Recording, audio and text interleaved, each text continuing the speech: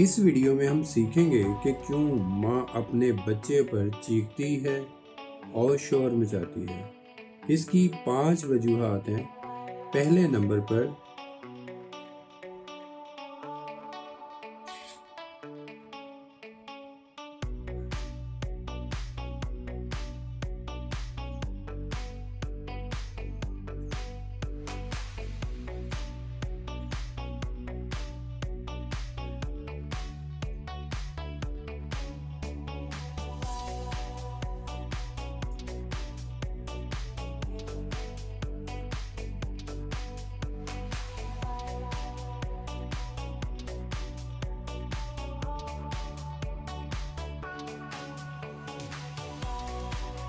अगर आप इसका सलूशन चाहते हैं इन 5 मसाइल का, तो आप कैप्शन पढ़िए और आपको इसमें सबसे बेहतर